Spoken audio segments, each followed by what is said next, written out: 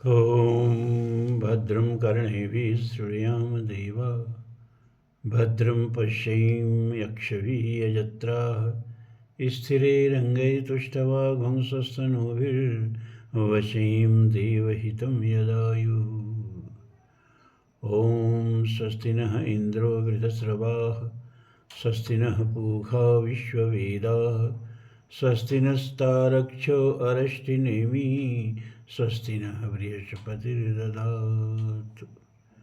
ॐ विश्वानि देवशवितुर्दुरतानि पराशु यद्भद्रं तन्नयाशु। नारायणं नमस्कृत्यं नरं चैव नरोत्तमं देवीं सरस्वतीं व्यासं ततो जयमुदीरयेत्। ॐ श्री परमात्मने नमः। धर्म प्राण सत्संग प्रेमी सज्जनों, मानस में एक अर्धाली लिखते हैं तुलसीदास जी कि गूढ़ तत्व न साधु दुरावहीं आरत अधिकारी जह पावहीं। गूढ़ तत्व न साधु दुरावहीं। तो मुझे अब यह अच्छी तरह पता चल गया है कि आप लोगों में बहुत ही सुधीजन, विद्वजन और अपनी सांस्कृतिक कथा के लिए आर्तजन उपस्थित हैं। जिस तरह से हमसे कहा गया है कि महाभारत में तो बहुत सब धर्म की बातें हैं और शांति पर्व का उल्लेख विशेष रूप से किया गया, तो मैं समझ गया कि साधारण लोगों को ये कथा नहीं सुनाई जा रही है। तो हमने अब कथा सुनाने का ट्रेंड बदल दिया। एक दिन तो ब्रह्म विद्या चलेगी, एक दिन महाभारत चलेगा। लेकिन महाभारत में जो केवल कथा दे रहे थे हम, अब केवल कथा नहीं देंगे, पूरी तरह से महाभारत को आप लोगों को सुनाएंगे। समय ज़्यादा लगेगा, लेकिन चलो भगवान के हाथ में समय है। और जब तक भगवान सांस दें तब तक इसका सदुपयोग आप लोगों के लिए करते रहना है। तो आवाज़ से आपको महाभारत सन शॉर्टकट में नहीं, केवल कथात्मक नहीं, केवल हड्डी महाभारत का नहीं परोसेंगे, पूरा मांसल और सप्राण महाभारत सुनाएंगे। तो वन पर्व का 132वां अध्याय जो है, अष्टावक्र के जन्म का वृतांत और उनका राजा जनक के दरबार में जाना, ये अध्याय शुरू होता है। लोमस और जी युधिष्ठिर जो है ना, ऋषियों को साथ लेकर, और लोमस ऋषि के नेतृत्व में सब तीर्थाटन कर रहे हैं और लोमस ऋषि उनको तीर्थों का महात्म बताते चल रहे हैं। खाली तीर्थ करने से कुछ नहीं होता है, तीर्थों का महात्म जानना होता है। वो पानी नहीं तारता है, उस पानी का महात्म तारता है। महात्म क्या? जो हमारे मन में होता है, हमारे मन की श्रद्धा, हमारे मन की भक्ति, हमारे मन की आस्था, जब उसमें हम डुबकी लगाते हैं तो हमारा पाप खत्म होता है। वरना उसी गंगा में एक मुसलमान नहाएगा, वो दरिया समझ के नहाएगा। उसी गंगा में भैंस भी नहाएगी, जानवर भी नहाएंगे। उसी गंगा में कितने जीव जंतु रहते हैं, सब तर थोड़े जाते हैं। जो उस गंगा के महात्म को जान के डुबकी लगाता है वही तरता है। तो महात्म कहाँ होता है? गंगा के पानी में नहीं, वो हमारे मन में होता है। हमारे हिंदुओं के मन में गंगा के प्रति महात्म है, आस्था है, निष्ठा है। क्या एक ईसाई और मुसलमान के मन में है? नहीं है। वो तो दरियाव कहते हैं, सीधे गंगा भी नहीं कहते हैं। मंदिर में हम जाते हैं, मुसलमान जाएगा और जाएगा तो उसका मन पवित्र होगा? नहीं। क्यों? क्योंकि मंदिर में हम जाते हैं तो मंदिर की मूर्ति नहीं, उसके प्रति जो हमारे मन में आस्था है, श्रद्धा है, विश्वास है, वो हमारा कल्याण करता है। तो सब चीज़ भीतर ही अपने हैं, इतना आप अच्छी तरह जान लीजिए।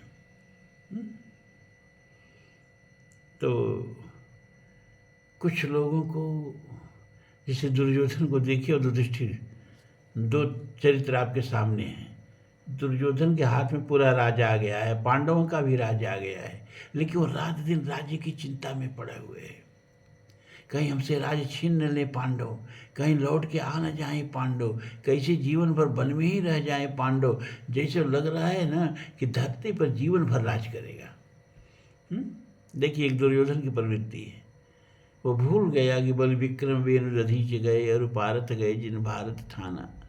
अजंग जुरु दुर्योधन गए जिन 64 कोस में छत्र विताना।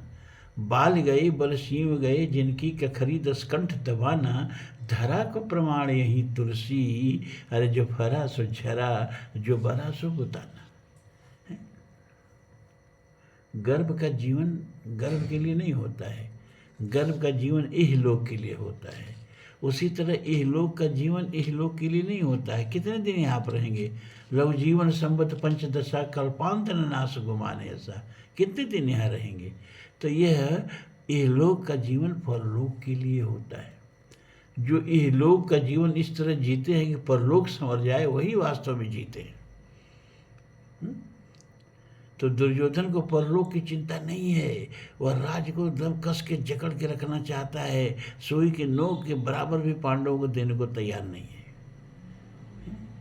दूसरी तरफ युधिष्ठिर है, राजपाट छिन गया, वन में है, लेकिन राजपाट की चिंता नहीं है।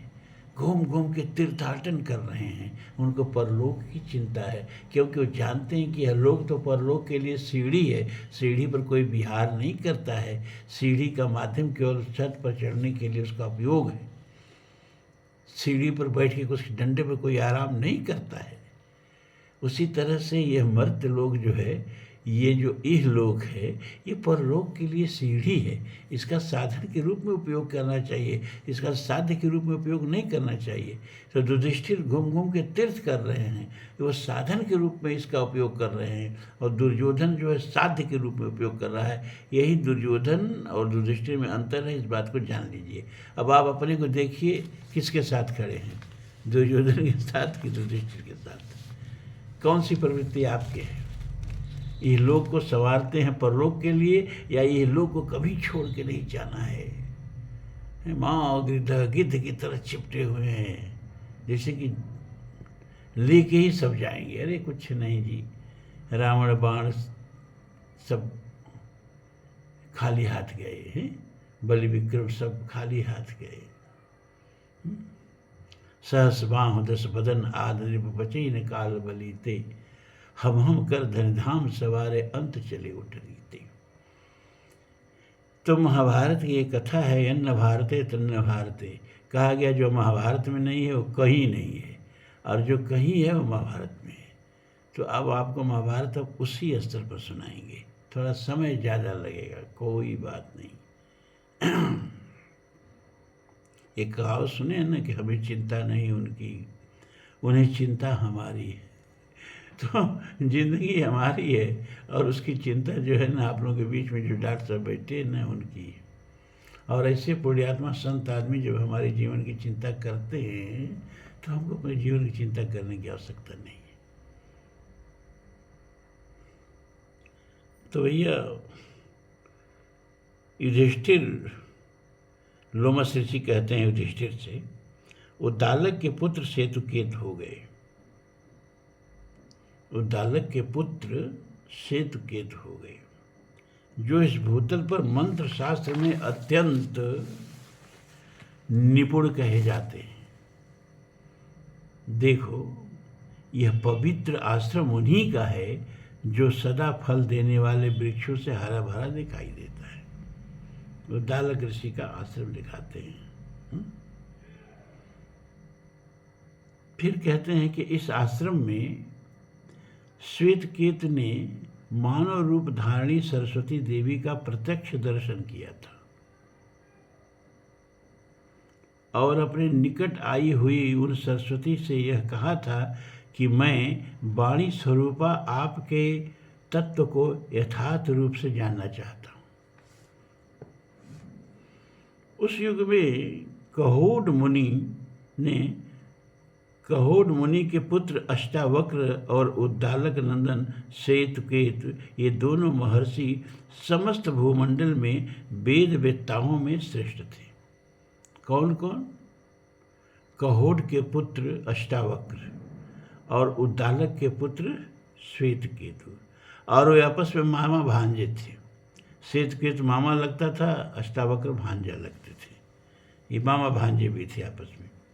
एक समय वे दोनों मामा भांजे विदेहराज के यज्ञ मंडप में गए। दोनों ही ब्राह्मण अनुपम विद्वान थे। वहाँ शास्त्रार्थ होने पर दोनों ने अपने बंदी को जीत लिया। राजा जनक के दरबार में एक बंदी नाम का विद्वान था, जो शास्त्रार्थ में ब्राह्मणों को आमंत्रित करता था, और इस शर्त पर आमंत्रित करता था कि जो शास्त्रार्थ में पराजित हो जाएगा उसको जल समाधि लेनी पड़ेगी। और वो इतना विद्वान था कि जो भी ब्राह्मण, जो भी उस समय के ऋषि, जो भी आचार्य उस शास्त्रार्थ करने आते थे, उनको पराजित कर देता था और पराजित करके समुद्र में डुबो देता था। उसका नाम था बंदी।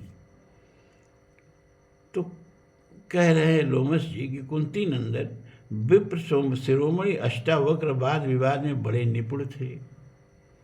उन्होंने बाल्यावस्था में ही महाराज जनक के यज्ञ मंडप में पधार कर अपने प्रतिद्वंदी बंदी को पराजित करके नदी में डलवा दिया था। अष्टावक्र ने बंदी को पराजित करके और उसको जल समाधि दे दी थी।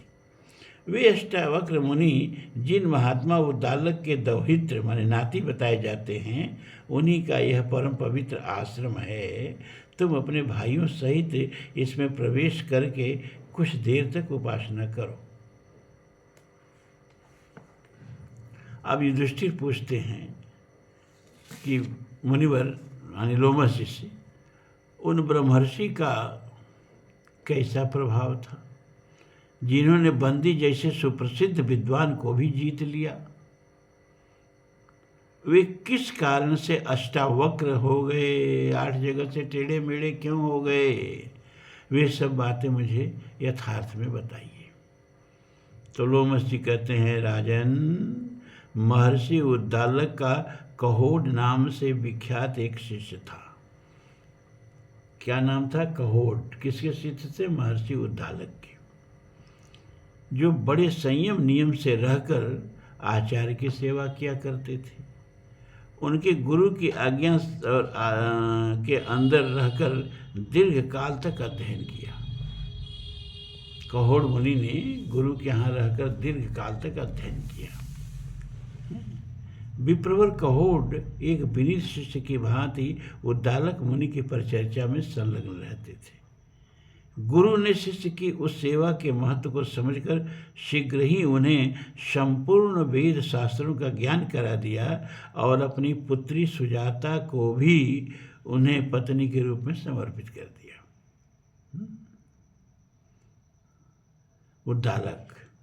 उद्दालक की पुत्री थी सुजाता। उन्होंने अपने शिष्य कहोड को उस पुत्री को सौंप दिया, मतलब उस पुत्री से विवाह कर दिया। कुछ काल के बाद सुजाता गर्भवती हुई। उसका वह गर्भ अग्नि के समान तेजस्वी था। एक दिन स्वाध्याय में लगे हुए अपने पिता करोड़ मुनि से उस गर्भस्थ बालक ने कहा, पिताजी, आप रात भर वेद पाठ करते हैं, तो भी आपका वह अध्ययन अच्छी प्रकार से शुद्ध उच्चारण पूर्वक नहीं हो पाता है। गर्भ में ही टोक दिया अपने पिता को कि रात भर वेद का उच्चारण करते हैं और गलत उच्चारण करते हैं, सही उच्चारण नहीं करते हैं। अब शिष्यों के बीच में बैठे हुए महर्षि कहोड इस प्रकार उलाहना सुनकर अपमान का अनुभव करके कुपित हो उठे और उस गर्भस्थ बालक को शाप देते हुए बोले, अरे तू अभी पेट में रहकर ऐसी टेढ़ी बातें बोलता है? पेट में रहकर तू इतना टेढ़ा है, ऐसी टेढ़ी बातें बोलता है? जा तू 8 जगहों से टेढ़ा हो जा, 8 अंगों से टेढ़ा हो जा। उस शाप के अनुसार वे महर्षि 8 अंगों से टेढ़े होकर पैदा हुए। इसलिए अष्टावक्र, 8 वक्र माने टेढ़ा, 8 जगह से टेढ़ा, अष्टावक्र नाम से उनकी प्रसिद्धि हुई। श्वेत केतु उनके मामा थे, परंतु अवस्था में उन्हीं के बराबर थे, दोनों हम उम्र थे। मामा लगते थे, लेकिन क्योंकि उद्दालक के पुत्र थे श्वेत केतु, लेकिन उम्र जो थी उनकी अष्टावक्र के बराबर ही थी।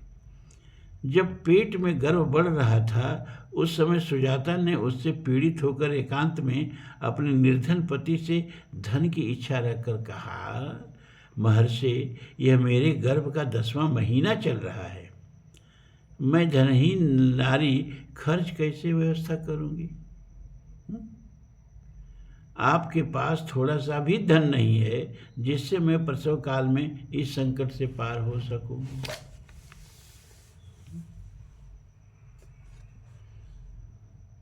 पत्नी के ऐसा कहने पर कहोड मुनि धन के लिए राजा जनक के दरबार में गए। उस समय शास्त्रार्थी पंडित मंदी ने उन महर्षि को विवाद में हराकर जल में डुबा दिया। वहाँ गए तो वहाँ शास्त्रार्थ करने पर धन मिलता ना, तो शास्त्रार्थ में इसी शर्त पर बैठे कि जो हारेगा उसको जल समाधि लेनी पड़ेगी। और कहोड मुनि शास्त्रार्थ में वो बंदी नाम के जो पंडित थे राजा जनक के दरबार में, उनसे हार गए और उनको बंदी ने जल में डुबा दिया।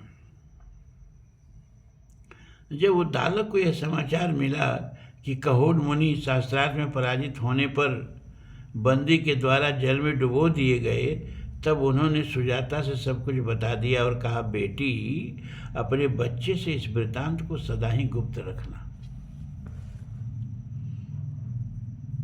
सुजाता ने भी अपने पुत्र से उस गोपनीय समाचार को गुप्त ही रखा।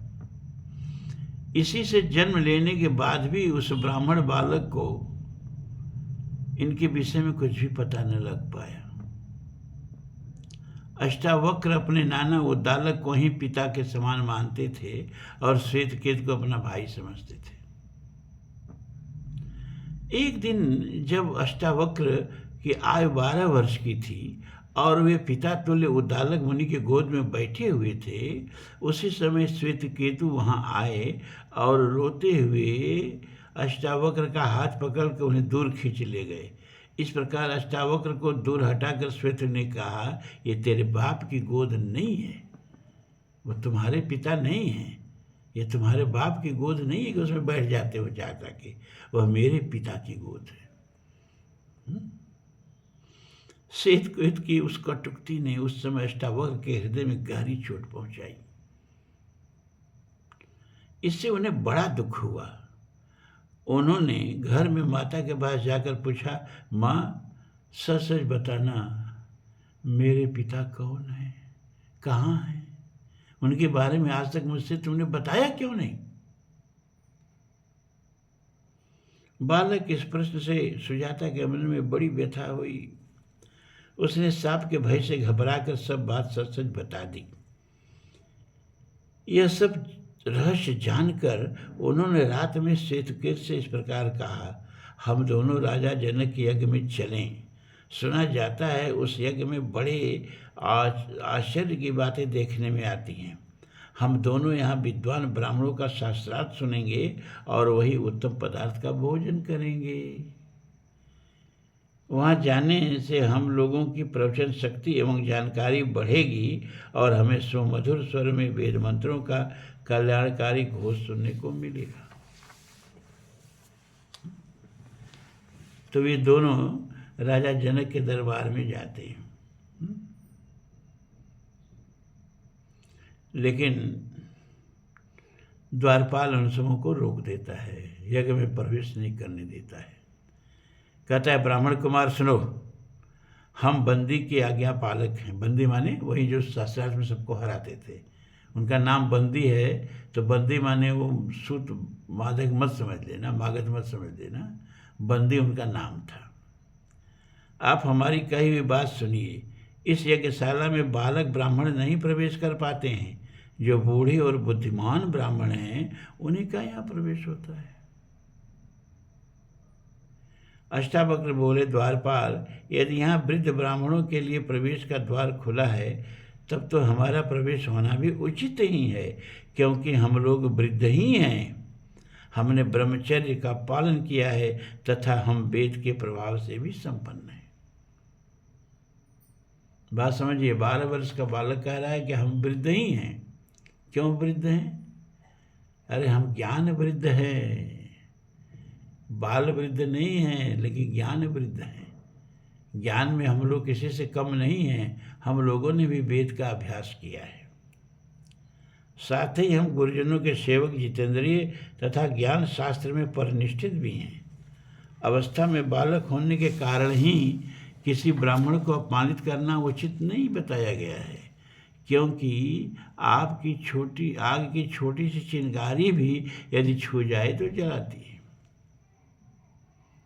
द्वारपाल ने कहा, ब्राह्मण कुमार, तुम वेद प्रतिपादित एकाक्षर ब्रह्म का बोध कराने वाली अनेक रूप वाली सुंदर वाणी का उच्चारण करो और अपने आप को बालक ही समझो।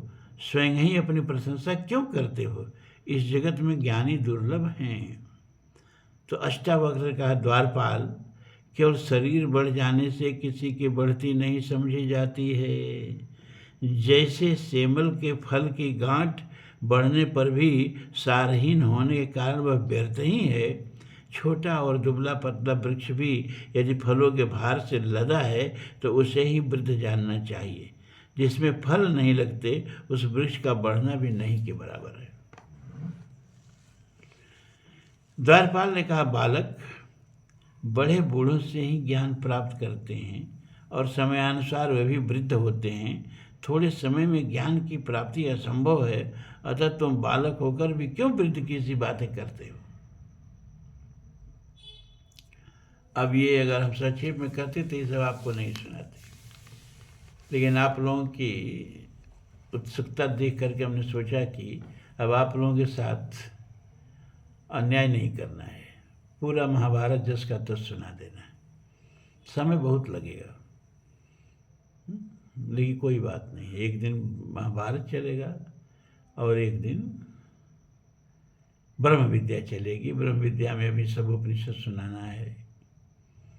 हमने कहा है वेद के प्रमुख प्रमुख सूक्त भी सुना देंगे। आप लोग थोड़ा धैर्य धारण करो भैया, और खाली आनंद ही नहीं मिलेगा सत्संग में, थोड़ा बुद्धि का भी परिवर्धन होगा। और उसके लिए बुद्धि लगानी पड़ेगी। सर चकरा रहा है, चकराने दो। अष्टावक्र ने कहा, अमुक व्यक्ति के सिर के बाल पक गए हैं, इतने ही मात्र से वह बूढ़ा नहीं होता है। अवस्था में बालक होने पर भी जो ज्ञान में बढ़ा चढ़ा है उसी को देवगण वृद्ध मानते हैं। अधिक वर्षों की अवस्था होने से, बाल पकने से, धन बढ़ जाने से और अधिक भाई बंधु हो जाने से भी कोई बड़ा नहीं होता है। ऋषियों ने ऐसा नियम बनाया है कि हम ब्राह्मणों में जो अंगों सहित संपूर्ण वेदों का स्वाध्याय करने वाला तथा वक्ता है वही बड़ा है। द्वारपाल, मैं राजसभा में बंदी से मिलने के लिए आया हूँ। तुम कमल पुष्प की माला धारण किए हुए महाराज जनक को मेरे आगमन की सूचना दे दो। द्वारपाल, आज तुम हमें विद्वानों के साथ शास्त्रार्थ करते हुए देखोगे। अष्टावक्र कह रहे हैं, द्वारपाल, आज तुम हमें विद्वानों के साथ शास्त्रार्थ करते हुए देखोगे, साथ ही विवाद बढ़ जाने पर बंदी को परास्त हुआ पाओगे। आज संपूर्ण सभासद चुपचाप बैठे रहे तथा राजा और उनके प्रधान पुरोहितों के साथ पूर्णतः विद्वान ब्राह्मण मेरी लघुता और श्रेष्ठता को प्रत्यक्ष देखेंगे। द्वारपाल ने कहा, जहाँ सुशिक्षित विद्वानों का प्रवेश होता है उस यज्ञ मंडप में तुम जैसे 10 वर्ष के बालक का प्रवेश होना कैसे संभव है? तथापि मैं किसी उपाय से तुम्हें उसके भीतर प्रवेश कराने का प्रयत्न करूंगा। तुम भी भीतर जाने के लिए यथोचित प्रयत्न करो।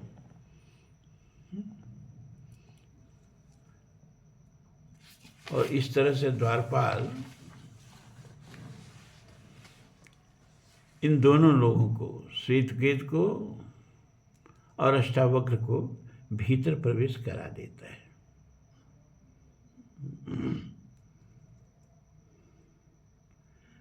तो राजा से जब सामना होता है अष्टावक्र का, तो राजा जनक कहते हैं, ब्राह्मण कुमार, तुम अपने विपक्षी की प्रवचन शक्ति को जाने बिना ही बंदी को जीतने की इच्छा रखते हो। बंदी के बारे में ठीक से जानते नहीं हो, कितना विद्वान है, कैसे कैसे लोगों को पराजित करके जल में डुबा दिया है, हैं? और तुम आत्महत्या करने के लिए चले आए हो, बंदी से के ज्ञान को जाने बिना शास्त्रार्थ करने के लिए चले आए हो। वेदों का अनुशीलन करने वाले बहुत से ब्राह्मण बंदी का प्रभाव देख चुके हैं।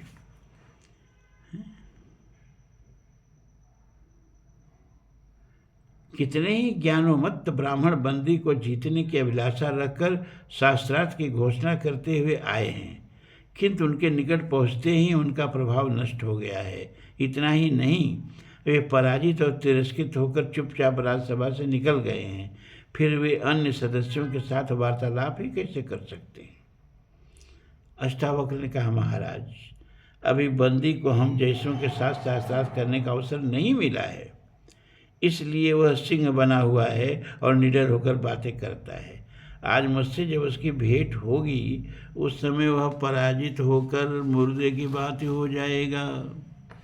ठीक उसी तरह जैसे रास्ते में टूटा हुआ छकड़ा जहाँ का तहाँ पड़ा रह जाता है, उसका पहिया एक पग भी आगे नहीं बढ़ पाता।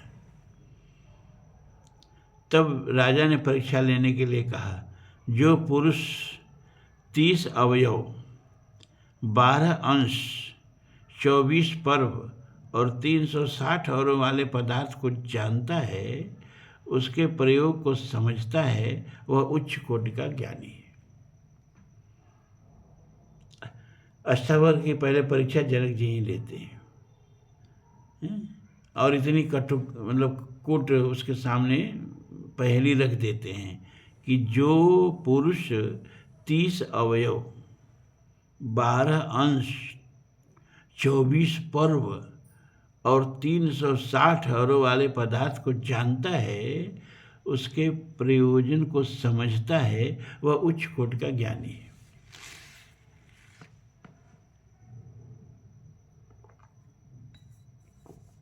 अब जनक ने देखा कि ये समझ पाता है कि नहीं कि हमने क्या कहा। अष्टावक्र बोलते हैं, राजन, जिसमें 12 अमावस्या और 12 पूर्णमासी रूपी 24 पर्व हैं। साल में कितनी गांठें हैं? जैसे बांस में पोर होता है ना, पोर को ही पर्व कहते हैं। तो जैसे पोर वाला बांस होता है, जैसे गन्ने में पोर होता है, वैसे साल में भी पोर है ना। कितने पोर हैं? अरे 24 पूर्णिमा पड़ेगी, क्षमा करें, 12 पूर्णिमा पड़ेगी और 12 अमावस्या पड़ेगी और 6 ऋतु रूप नाभि। 30 हो गए कि नहीं हो गए? 30 अवयव, ये साल के 30 अवयव हो गए कि नहीं हो गए? मास रूप 12 अंश और दिन रूप 360 अरे हैं। वह निरंतर घूमने वाला संवत्सर काल चक्र आपकी रक्षा करे। तो जो पहली बुझाया जनक जी ने, वो पहली का उत्तर दे दिया है। 360 अरों वाले, तो उसने कहा कि 360 जो दिन हैं, वहीं वर्ष के 360 अरे हैं।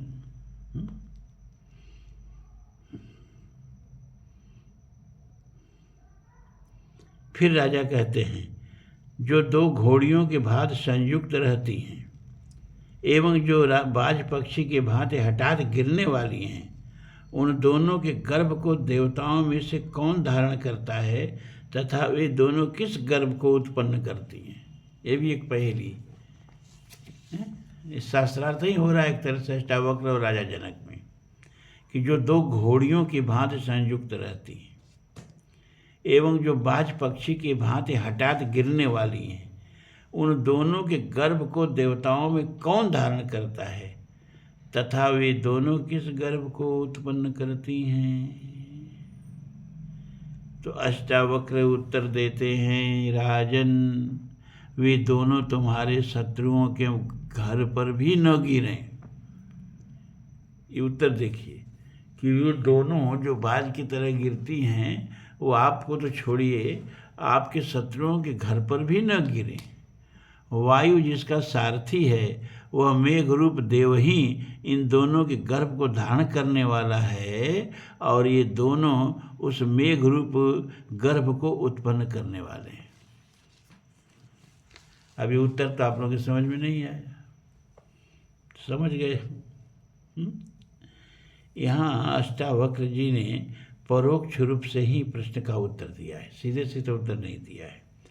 भाव यह है कि दो तत्व जिनको वैदिक भाषा में रई और प्राण कहा जाता है, प्रश्नोपनिषद में आपको हम सुनाए ना कि ईश्वर ने जब सृष्टि की रचना की तो प्राण पैदा किया, रई पैदा किया।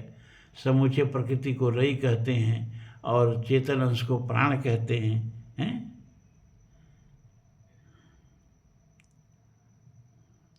स्वभाव से ही दोनों संयुक्त रहते हैं, शिवलिंग की तरह से। अर्घा और लिंग दोनों कैसे आपस में जुड़े रहते हैं? नीचे अर्घा ही रई है और वह लिंग ही जो है प्राण है। इनका ही व्यक्त रूप विद्युत शक्ति है। उसे गर्भ की भांति मेघ माने बादल धारण करता है। संघर्ष से वह प्रकट होती है और आकर्षण होने पर बाज की भांति गिरती है। जहाँ गिरती है वहाँ सबको भस्म कर देती है। इसलिए कहा गया है कि वह कभी आपके शत्रुओं के घर पर भी न गिरे, भगवान आपको बचाएं। तो इस तरह से इनडायरेक्ट वे में देखिए कितना सुंदर उत्तर दे दिया। फिर राजा पूछते हैं, सोते समय कौन नेत्र नहीं मूंदता है? सोते समय कौन नेत्र नहीं मूंदता है? नेत्र खोले खोले सो जाता है। आप लोग भी दिमाग में जोर दीजिए। मान लीजिए जनक जी आप ही लोगों से पूछ रहे हैं, सोते समय कौन नेत्र नहीं मूंदता है? जन्म लेने के बाद किसमें गति नहीं होती है? जन्म ले लिया लेकिन कोई हिलना डुलना नहीं है, जहाँ के तहाँ पड़े रह गए। किसके हृदय नहीं होता है और कौन वेग से बढ़ता है? उत्तर आ गया होगा आप लोगों के दिमाग में। नहीं आया है तब सुनिए अष्टावक्र से। मछली तो सोते सोते समय भी आंख नहीं मूंदती। मछली की पलकें नहीं होती है तो आंख मूंदेगी कहाँ से? तो मछली सोते समय भी आंख नहीं मूंदती। अंडा उत्पन्न होने पर भी चेष्टा नहीं करता है। मुर्गी ने अंडा दिया, जहाँ दिया पड़े रहेगा, कहाँ हिलता डुलता है? तो अंडा उत्पन्न होने पर भी चेष्टा नहीं करता है। पत्थर के हृदय नहीं होता है और नदी वेग से बढ़ती। राजा ने कहा, ब्राह्मण आपकी शक्ति तो देवताओं के समान है। क्योंकि हर प्रश्न का उत्तर पा गए तो कह रहे हैं कि आपकी शक्ति तो देवताओं के समान है। मैं आपको मनुष्य नहीं मानता, आप बालक भी नहीं हैं। मैं तो आपको वृद्ध ही समझता हूँ। वाद विवाद करने में आपके समान दूसरा कोई नहीं है। अतः आपको यज्ञ मंडप में जाने के लिए द्वार प्रदान करता हूँ। यही बंदी हैं जिनसे आप मिलना चाहते हैं। इस तरह एक अध्याय महाभारत का खत्म हुआ। अब परसों चलेगा दूसरा अध्याय, जिसमें बंदी और अष्टावक्र का शास्त्रार्थ होगा। हैं? वो शास्त्रार्थ में भी बड़ा मजा आएगा, क्योंकि अब तो जो शास्त्रार्थ हुआ है वो सब हम सुनाएंगे आपको। सुनिए और आनंद लीजिए। ठीक है, आज इतना ही। ओम पूर्णमदः पूर्णमिदं पूर्णात् पूर्णमुदच्यते पूर्णस्य पूर्णमादाय पूर्णमेवावशिष्यते। सर्वे भवन्तु सुखिनः, सर्वे सन्तु निरामयाः, सर्वे भद्राणि पश्यन्तु मा कश्चित् दुःखभाग् भवेत्। असतो मा सद्गमय, तमसो मा ज्योतिर्गमय, मृत्योर्मा अमृतं गमय। ओम शांति शांति शांति। ओम।